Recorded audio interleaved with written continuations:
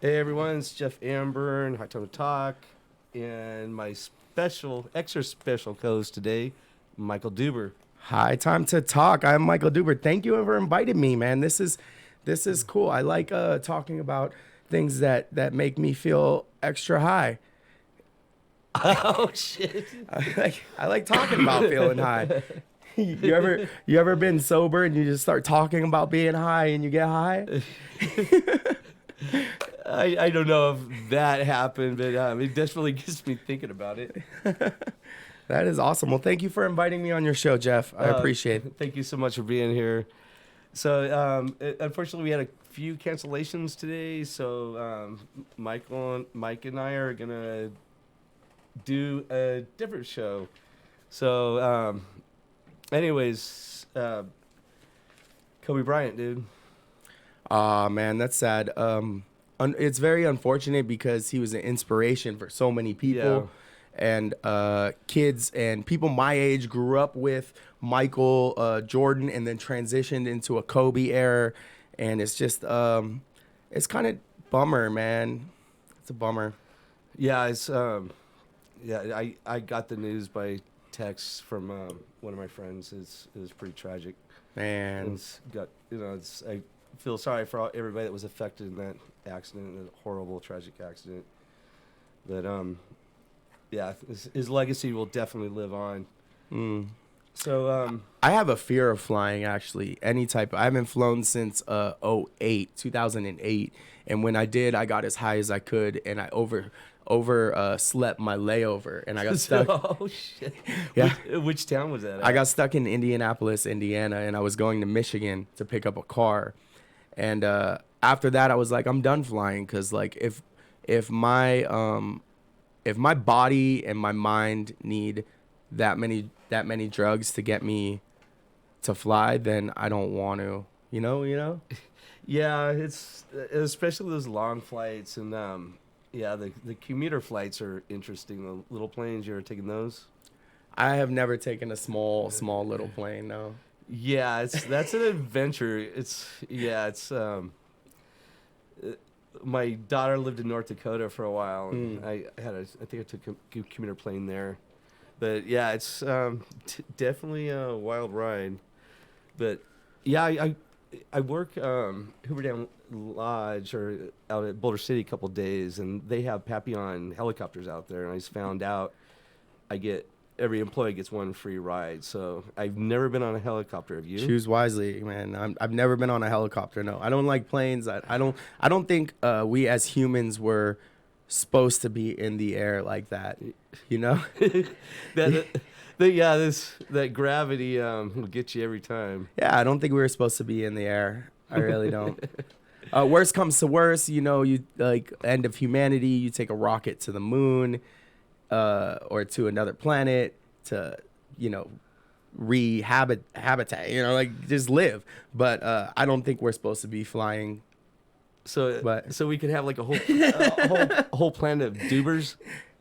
That would be amazing. Oh man, I'd go there. It'd be so much fun. A little Duber planet. Duber planet. So yeah, what's going on, man? I haven't talked to you this weekend. Anything happening? I hit up Culture and Cannabis had their launch for their strain for pre-rolls. And it was at Acres Underground, and I went and checked it out. I talked to JC over there. It was pretty good, man. Their weed was very tasty. It was rolling in. All their weed was rolling in around 20 to 30%, and it tasted good. 0.75s. They were $8 for a 0.75. Wow. That was pretty good. Congrats to them, though. Product launch is a big thing. Yeah, definitely. Yeah, Culture and Cannabis, JC's doing some awesome work. I can't wait for the first one. Yeah, I'm doing an art show Friday the 21st, right before Culture and Cannabis. That's Steve Stidham Skateboard Shop. We've got 7 artists, one comedian so far. One comedian. I'm going to be hosting it, right? Yes, you are. I'm going to be hosting that event. I'm excited for that. So yeah, it's like a lot of you that know me know that I've been trying to get something going on the east side, and I just really been looking for things in my neighborhood, and yeah, I'm creating stuff. This is my first event I've done alone. I've done many skateboard events. I've done PTA for elementary school. My daughters went to. I did that for 5 years and ran haunted houses and. Yeah, it's. I got a picture of you running a haunted house. Were you like the guy at the end that has like the chainsaw and the? I was the drape. Yeah, I did. I had an electric chair, and we had strobe lights, and I would act like I was chained down, and I'd chase people out. The kids would run out crying and screaming, but then they get around and get in the line again, and like it was fun. It was a lot of work. Definitely a labor of love. Dude, I ran a haunted house out of my garage like a few years in a row. And what I found is that the adults are more scared than the kids are. The kids were walking through like, oh, this ain't nothing. Oh my goodness, what is that supposed to be? Guts? No, that looks like spaghetti tainted red, you know? And we're like, but the adults were like, I don't want to go in there. Are there clowns? If there's a clown, I'm gonna freak out, bro. Like, please, can you just sign something for me stating that there's no clowns? And I'm like, dude, this is in my garage, bro. Why would I lie to you that there's no clowns on Halloween in my garage? The only clown in there is me. Duber clown. That's pretty scary, man. So, have you tried any new dispensaries in town? No, anything new? Any new product you tried? Man, I've been working so much. I've been going back to some of the places that I haven't been to in a while. I went to Acres last week. I have a lot of friends that work there, and I love Acres. They do a lot for the community. It's a very awesome place. The normal meetings are held there. The Bud Tender Fight Club classes are held there. Hey, Jason, what's up, man? Everybody there is so cool. I just love being there. The museum. Usually when do you ever look around the museum? I have. I mean, they're just hallways. Yeah. It's not like I wouldn't really call it a museum. Well, there's a lot of stuff to look at on the wall. There are, yeah, but it's just hallways. I mean, we're talking about a museum. I wouldn't say it's a museum. Museum, like I picture a museum like when the lights go out, you got like little Tom Hanks character running around, Owen Wilson running around everywhere when the lights go off, But oh my god, like the little everything comes alive in the museum. But museums are big with multiple exhibits, and I see their place as just like, just some cool hallway of knowledge. They have a lot of publications on the wall, a lot of articles. So yeah, High Times, they have a lot of High Times magazines over there at Acres. Yeah. We actually we went to the New Woo Cannabis Tasting Lounge. Love New Woo. I do. I love New Woo too. Their prices could be a little better. I mean, they're not amazingly priced. I think, for a dispensary that isn't paying the taxes to the state, New Woo could be a lot cheaper, but they're priced higher than my dispensary, and they don't even pay the taxes to the state. Yeah. Their money supposedly goes to their reservation, yes. which could be true, or you never know, but they could be cheaper. The one thing that we found when we were there right away is that there's no bathroom. Oh shit! So you have a marijuana tasting lounge with no restroom, right? I've taken occasionally hanging out with the Coopers. I run into celebrities of sort. Yeah, I was hanging out with a DJ buddy of mine, and we went in there, and he wanted to use the restroom. It was so weird. It didn't. You can only stay for so long because eventually you got to go. You got to go to the bathroom. You got to go. And when we were there, they were advertising for a event of watching a movie there, and it was Half Baked. They were doing a Half Baked movie night at New Woo Tasting Lounge. Which, if someone listening doesn't know, New Woo Tasting Lounge is a weed lounge. You can go and legally smoke weed in there.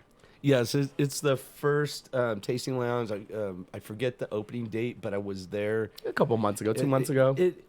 Oh gosh. But how do you not have a bathroom? You don't have a public restroom. So you're going to tell me that I'm going to go in there, I'm going to get high, I'm going to get cotton mouth, so then I'm going to be buying your Gatorade or water or lemonade, whatever. I'm going to drink that. Now we're watching How High, or we're watching Half Baked, and we're watching movies in there, and I can't even use the restroom.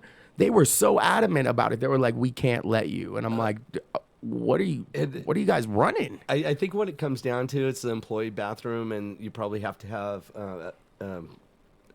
industry card to get They there. need a white. Then get an outhouse out and put it outside. Get a porta potty and put it outside. There's nothing wrong with that. At least you can say, hey, you know what? There's a porta potty outside that you can use, instead of forcing me to go to the parking lot trying to look for a corner to pee in. You know, no pee for you. I get it. No pee for you. Can I buy a joint and use the bathroom? Here's your joint. No pee for you. So did I tell you what happened at Piso's? You got kicked out? I got kicked out of Piso's. Oh, no. Oh, my gosh. So How do you get kicked out of Piso's, Jeff? I'm Jeff.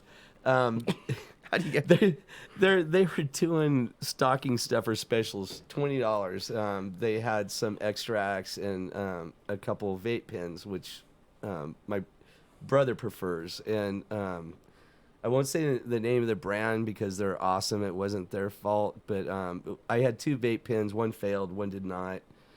The girl held it up. Did you bring the fake one, the one that failed back? Yeah, I did. And I've never had a problem. Like Acres will just give you another one. Yeah.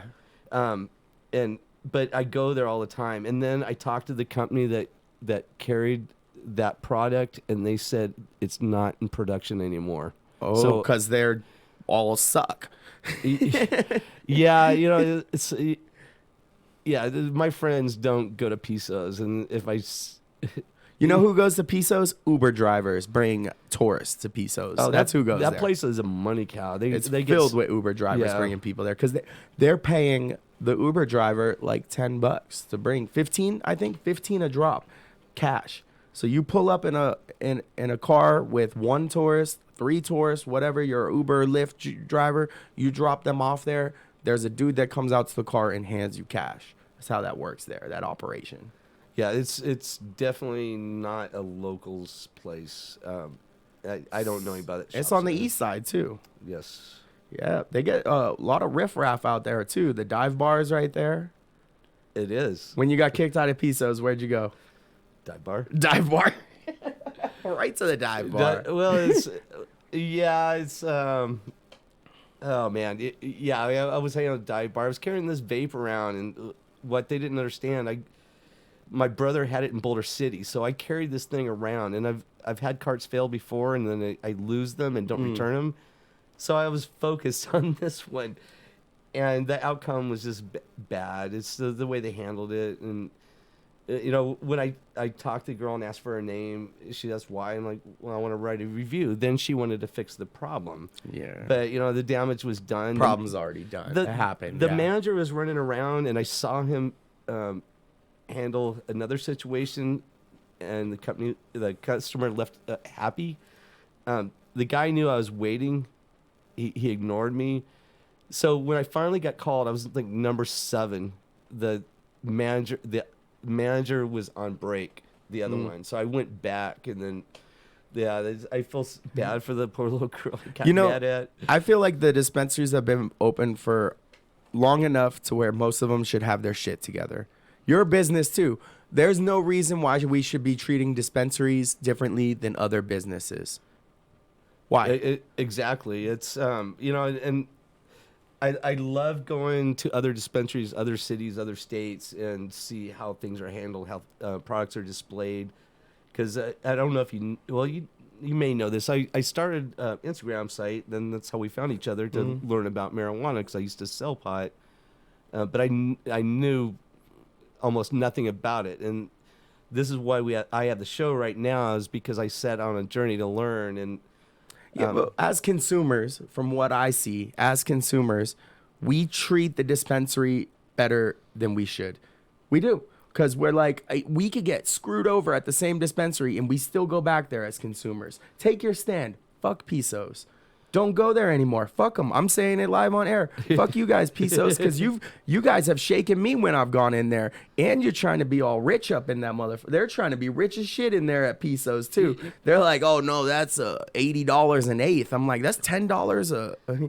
Yeah, you know, it's. I've been meeting tons of cultivators and people in the business, and you know, and they tell me what's going on, who's cool, who's not. So yeah, I haven't heard too many. Good Because it's still all about the consumer and the guest, especially in this industry.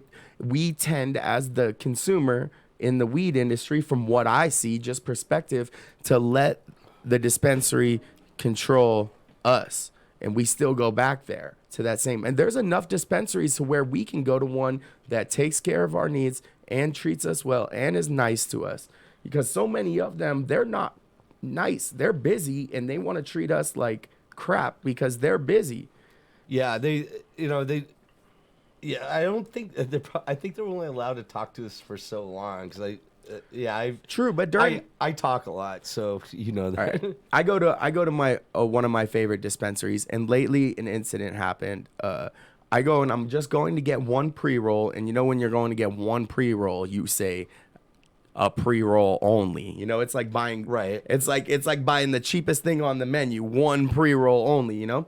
So I walked up to the window or to the bud tender, and I was like, "Can I get just a pre-roll only?"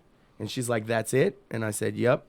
She closed down her register and put me onto another register. To me, this is disrespectful, because if I was buying something more, I was buying a quarter, I was buying a vape pen, some edibles, and it was $100 bill or something, she wouldn't have closed down her register and pushed me to the next one. Yeah, because I mean, you might have been sampling something, and maybe you would be that guy that came back for that whole ounce of that pre-roll. You know, you always got to think ahead when you're doing sales. That's the way she should have been thinking about it. I want to bring this guy back to buy that whole ounce. But every customer matters. Whether I'm getting just a pre-roll or I'm getting top shelf and spending dollars. You know, I always tell my friends that, you know, you go in a smoke shop, don't go to hang out, buy something, at least buy a pack of papers. You know, it's just, people don't like you going their business and hanging out and talk to them. You know, at least buy a soda.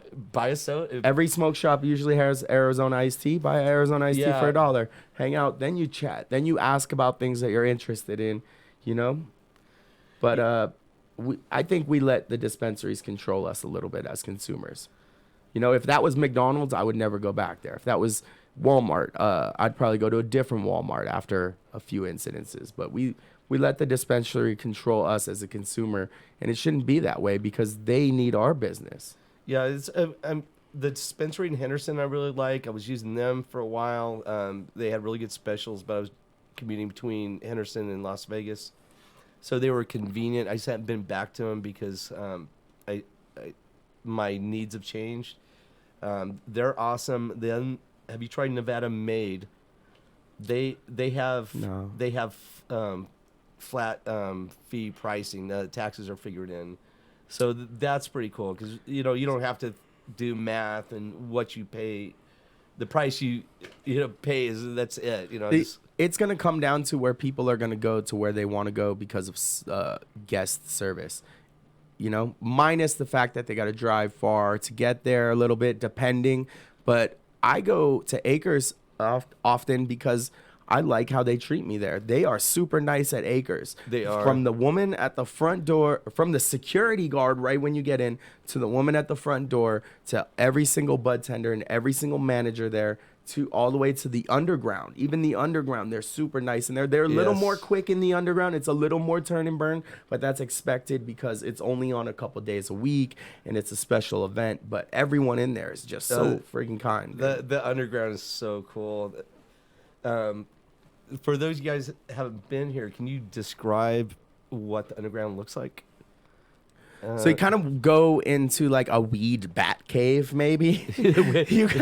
you got to walk through this tunnel, and it's like every time you're walking through the tunnel, you think someone's gonna like reach out and grab your ankle. You're like, you know, it's like this little cave. It's like a cave. There's rocks on the walls and on top of you, and you get to the end, and there's a bunch of different brands selling weed. And well, what about the trunk? If you look at the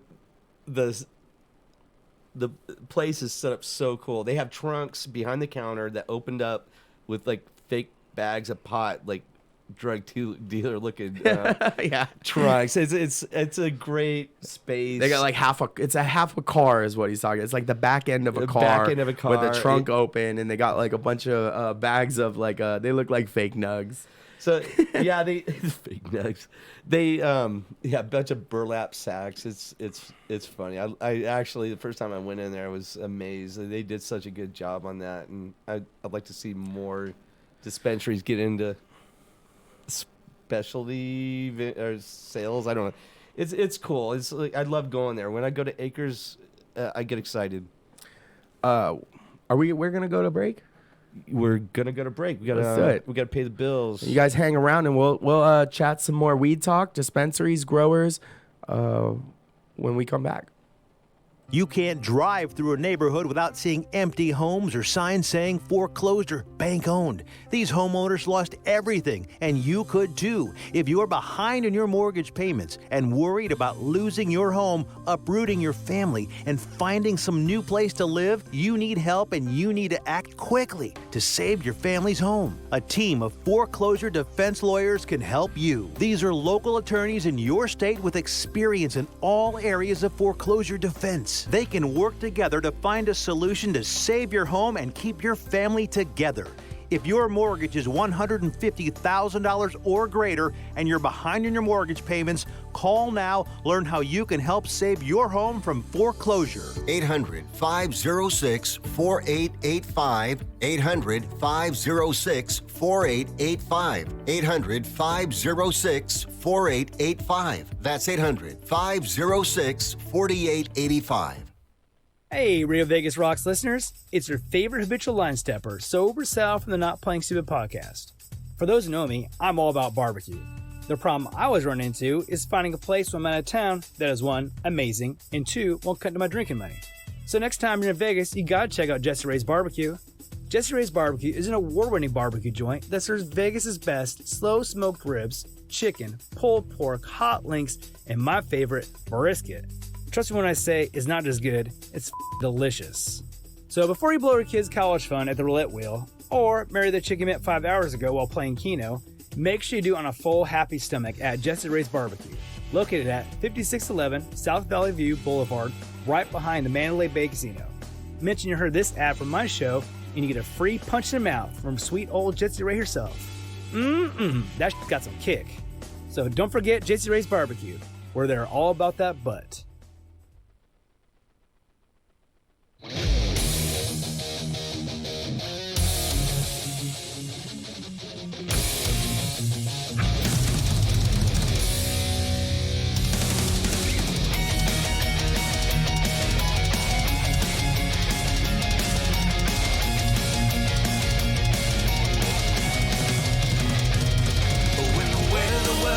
On your back and your head is caving in. Life has no meaning, gone off track. You feel like sleeping in. There's a nectar from the God that you left undiscovered. Just mix it with water and you will see as if this is your destiny.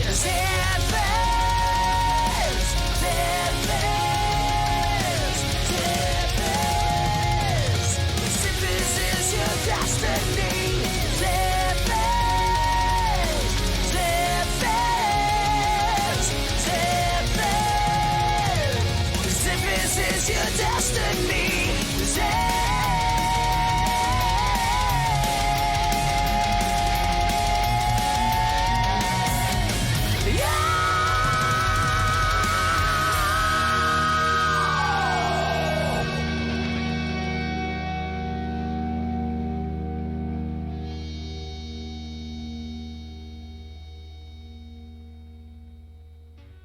That male sex dolls, as soon as they get bored with you, they sleep with your friends. Oh. That's how realistic these dolls are. That's great.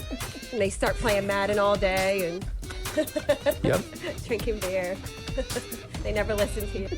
You ever been to a Dunkin' Donuts? The girls are wearing shirts that are like 8 times the size of them. I mean, literally every girl that works at Dunkin' Donuts looks like she's like 9 years old going to bed with a shirt that's way too big for them. Hey, check out the Hit Me Up podcast, Mondays at 5, right here on RadioVegas.rock. Do you use the expensive blue or yellow pills to charge your sex life? Are you thinking about it? What if we can promise you the same results for less than $3 a pill? If you're paying $20 a pill for the other pills, you're getting taken to the cleaners. Our pills deliver the exact same results for less than $3. You'll save more than $16 a pill for the same results. And right now, radio callers will get 44 blue or yellow pills for $120 with free discreet shipping. You can save more than $700 off pharmacy prices. Charge your sex life now and save a ton of money. Call now and get your 44 pills and save over $700 and qualify for free shipping. Stop overpaying and call right now. 800-610-3497. 800-610-3497. 800-610-3497. That's 800-610-3497. That male sex dolls, as soon as they get bored with you, We're so cool, our on-air personalities have to wear jackets. Your clothes. Give them to me, now. RadioVegas.rocks. Hey, what's up? We're back. This is Jeff Amburn and Mike Duber. What is up, guys? Sorry, we gotta start shouting out 420 on my show. 420 who? 420 everyone? Yeah, it's like 420 whatever. I am literally on the air at 420. Everybody know that number? Oh yeah, we should do a 420 something special. You should do a 420 special. It's Ghost. Yeah, I definitely want to do something. What about like 420 dad joke? Yeah, I've actually been looking at the calendar and planning shows. In June is Go Skate Days, so I've got some skateboard things planned for June. So I'm planning ahead. I'm actually planning my shows, believe it or not. I'm doing research. It's taken a while to get this together. I've had some awesome people help me. Thank you, Jay, Waz. Jay was in here earlier helping me out. Everybody's been really helpful, get me going. I appreciate it. I couldn't do it without you guys, definitely. And I'm so happy to be here and have this radio show. I mean, it's a dream. Yeah, that I didn't know I wanted. And it's almost like you don't you're so hyped up and you're ready to get on air, and then it's weird. So my first 5 episodes of my podcast, 6 episodes, it was almost like a blur. I blurred out, you know. It is, man. It's a rush because you're working on deadlines, and then you have guests that don't show up or don't return phone calls or whatever happens. The guest I had today fell through, so we're improvising right now. But thank you, Michael Duber, for coming in. I appreciate you being here today. No worries. I always love me some airtime, man. Anytime I could get on that airtime, get my voice out there, what I need to say, it's a high, it's a rush. I'm gonna have to tell you. It is. It's like I know. I was at I went to the library yesterday because I don't have internet at home right now. The strip club, they closed, right? They did, yeah, yeah. Freddie Wood's library. No, oh, you went to the library. You actually reading. You were reading. Yeah, well, yeah, because I went to the computer lab. I've got a library card, and anybody that doesn't have a computer and that needs to get on a computer, think about your local library because it was free. There's a lot of resources there. I printed out a lot of material for today's show, which I'm going to save for later because it was going to be a very special show concerning homelessness. It's a subject that Mike and I have strong feelings about. Yeah, mine are a little torn. I don't see this subject like everyone else sees the subject. And I actually, on the way here, I was like, I hope we talk about homelessness. Because that's what I thought the show was going to be. I thought that was the concept of the show, and I was like, well, we can go there, yeah. Because my views are just so different. I feel everyone has the same views, majority. Like, there's like 70-30 split on the views, and I'm somewhere in the middle. I guess I get frustrated. People want to put the same face on homelessness, and there's many faces. I pulled up statistics, but I dropped them on the floor. Otherwise, I'd be reading them to you right now. There is definitely different aspects of homelessness. Like, there's, homeless don't give a fuck. There's homeless, halfway care. There's homeless trying to actually go from not giving a fuck to fully caring and getting something established. So there are different stages or different types of, it's not the same face. Yeah, and everybody thinks all the resources are perfect. They're not. My parents' generation, they went to work, they did what they had to do, and things were okay. To them, things are black and white, but it's not always black and white. Everybody's got their own unique circumstances and their own unique problems. That one car repair, not making it to work, any illness. I mean, it's a child's sickness, illness. I mean, there's a lot of things that put you behind the 8 ball. All right, I think the worst absolute part of homelessness is children being homeless. Definitely. To me, that is the extreme, because they didn't ask for this. You know what I'm saying? They didn't have a choice, and they're stuck. And from what I've seen with homeless families, the kids still function and go to school. I've seen it. And other kids make fun of them for living in their car or for their situation. Yes. Or for their clothes. So and it's not their choice or fault, they didn't ask for that. A lot of times, though, when you see adults, I'd say 98% of them have led themselves that way, that road. There's other choices that could have not put them there, or decisions. So it's tough for me to have pity for someone that put themselves there. I've still in a shitty situation that I've been in for 20 years. So how am I going to feel bad for someone else that put themselves in a shitty situation as well? Like, yeah, it's hard. It's hard to have compassion sometimes when you see people not helping themselves or rejecting opportunities and constantly having problems. Some people just put themselves in those situations. Mm-hmm. It just happens. What I've seen also with being homeless is when it gets cold, it's easy, and living on the street, it's easier to be drunk. And when you're homeless. Yeah, I was homeless for 3 years, and it's just much easier to not care when you're drunk, and that makes it easy to drink, yes.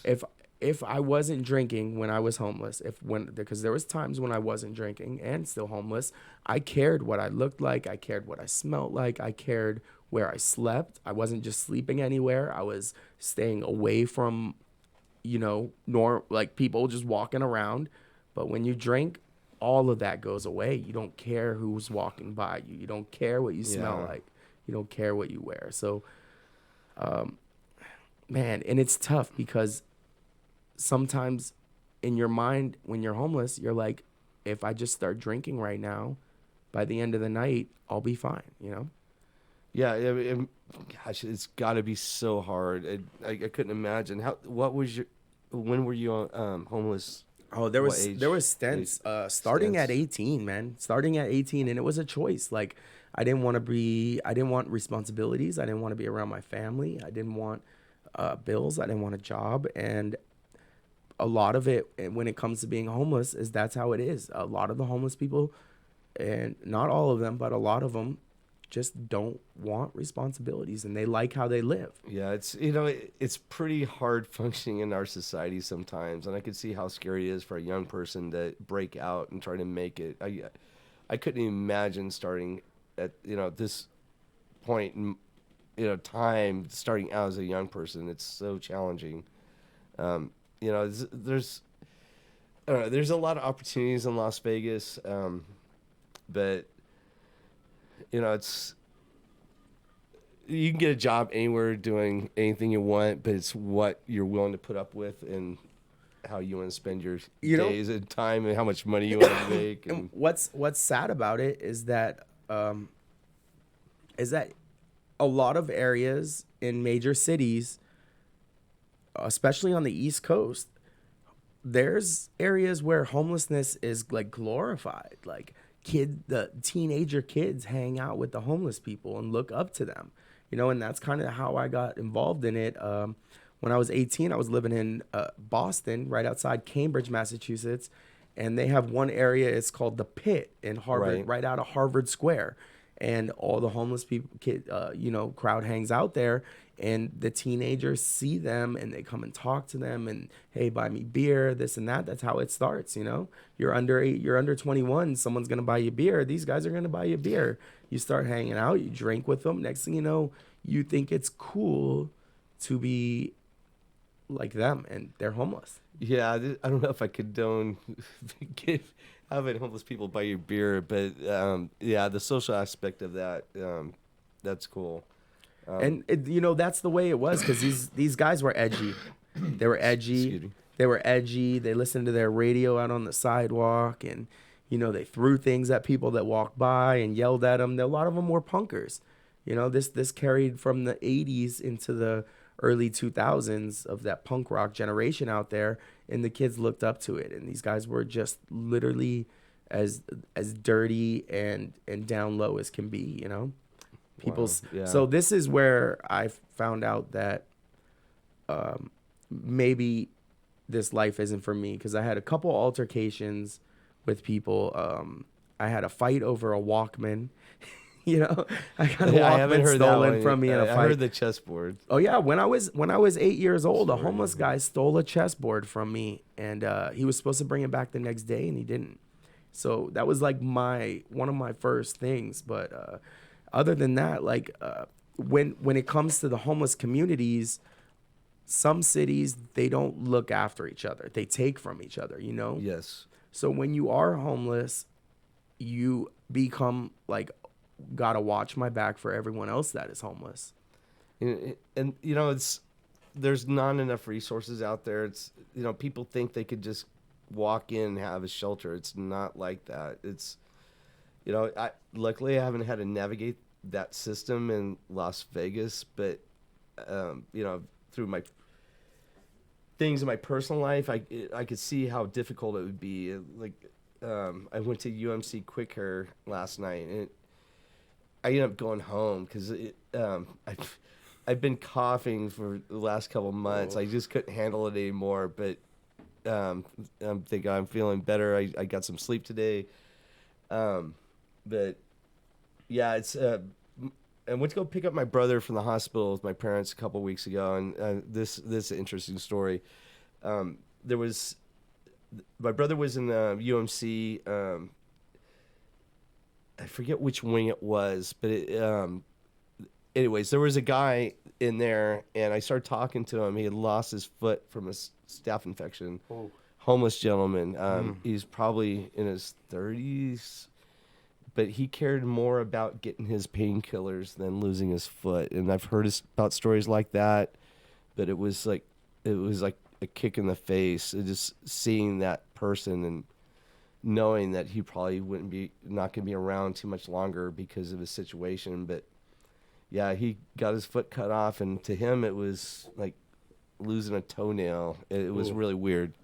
But he's kept asking about what painkillers he's going to get. So that was what was up. And addiction is a very, very strong opponent, man. Yeah, I'm so glad I'm off all the pills. I dropped Xanax, opioids, got off Zoloft last October. That's been a rocky road. Yet, thank God. The next pill that I'm trying to kick is Tums. Tums. Oh, more related to me that wild mixed berry, boy. I'm so addicted to them wild mixed berry Tums. We've been talking at the station about doing an intervention with you and the Tums. We're concerned. Like, Michael, we think you're on too many anti-acids. Have you tried breaking them in half and cutting down your dosage? No, not at all. What's up? Hey, Gary. Jump on, man. Hey, guys. That guy, Gary, just got here. Jump in my seat. Yeah. What's up? I'm waiting on my next guest, too, as well. Well, this is high time to talk. Oh. Hey, we just pulled that guy, Gary, off the street. Oh, yeah. You know, I'm that dirtbag walking down the street. It kind of becomes that thing. Oh, thank you so much for rolling in. I didn't even look at the Duber's flyer today. I didn't know you were gonna be here. Yeah, no, he didn't put me up on the list, but he asked me this morning. He was like, "Dude, do you want to come in and co-host?" I'm like, "I got no problem doing that. I can have fun doing that." Oh man, okay. This guy's great at voices. We have so much fun with them.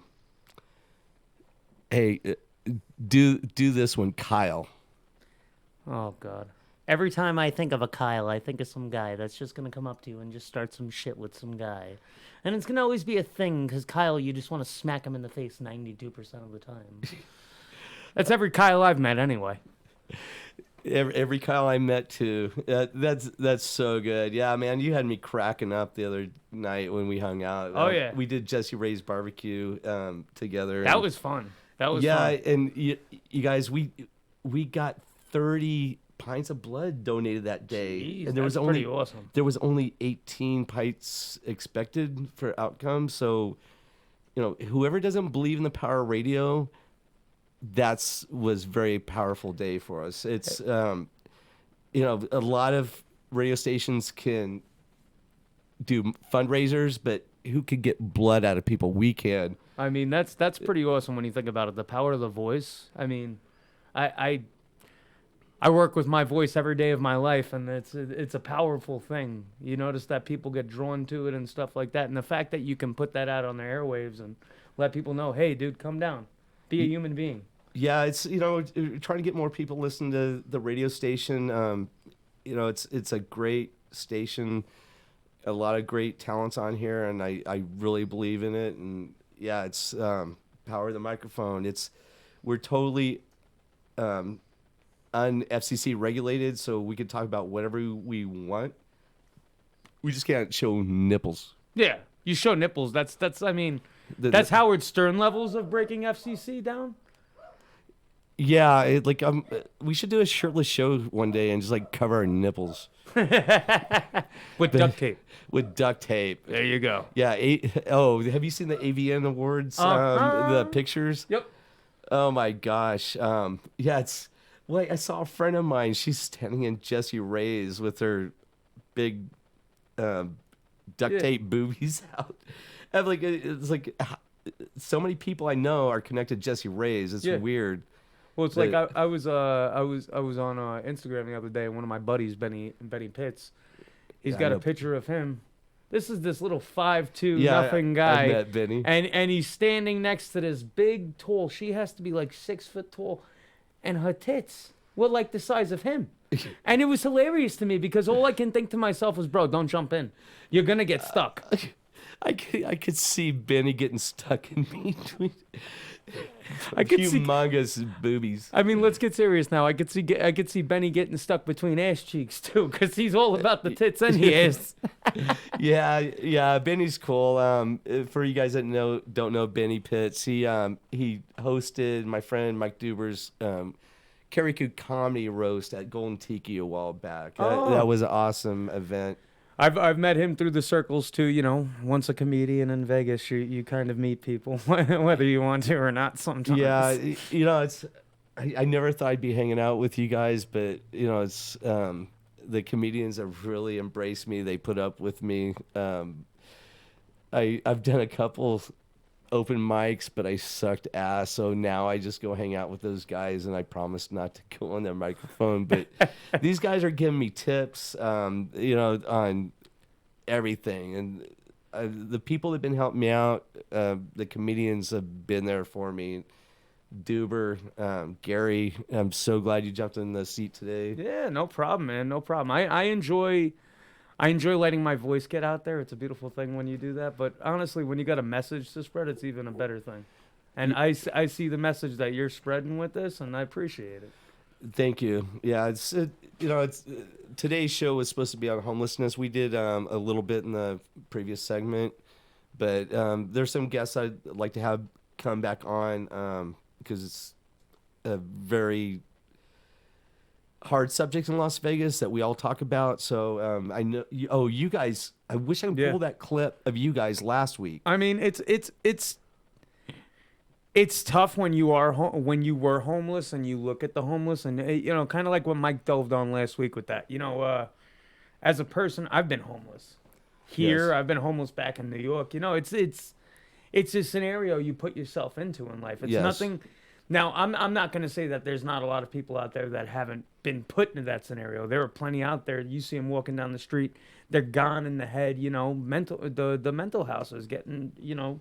They closed down 3 mental institutions within the last 10 years, and that's what's kind of opened up the homeless population even more so. Yeah, what has us concerned right now is the law in Las Vegas, the ticketing and jailing homeless. These guys and girls have so many problems. Why put more on them? In my opinion, with that's Goodman just sitting there going, "Oh, we got excess tax money. Let's throw it somewhere." It's I've worked for a family resource center. I've worked with the homeless. It's the resources are out there, but what people don't realize, things take a long time, and when you're in the street and you have to communicate with these different agencies, it takes a long time. It's not like you just jump out of homelessness. It takes a long time. Yeah. No, it's true. It's a work in progress. I mean, I was homeless up until, just about a year ago now. It'll be almost a year. It'll be a year in May that I've been not homeless since, and that was a tough scenario. I mean, I was living in a motel on Boulder Highway. Man, that's not a scenario anybody wants to see themselves living in.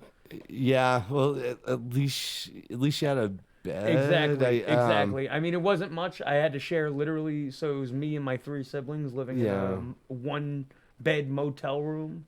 So it was. I thank God I had something to put my head down on.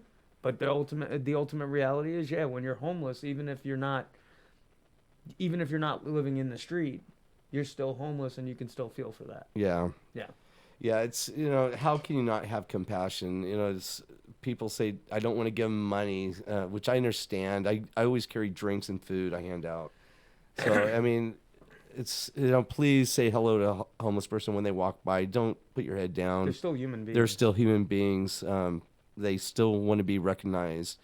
They have a lot of problems, but they won't hurt you if you say hello. Exactly. Hopefully not.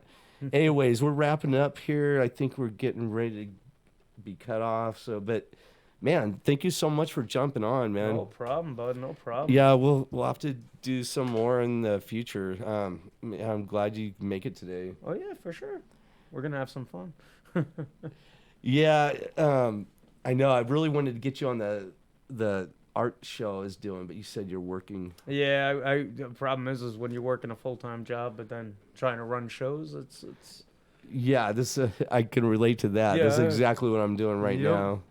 And that's the tough part. People think we get paid for this. It's like, nah, dude, we're not paid yet. We're getting there, but we're not there yet. Yeah, I'm not making money. I'm paying for studio costs. Yeah, it's tough, but I do it for the love. Yeah, and honestly, it's doing it to get. You know what? Even if the 3 people, 4 people, 10 people that listen to a broadcast on any given time, they listen to it. They appreciate what you're putting out there. That's the main thing. Yeah.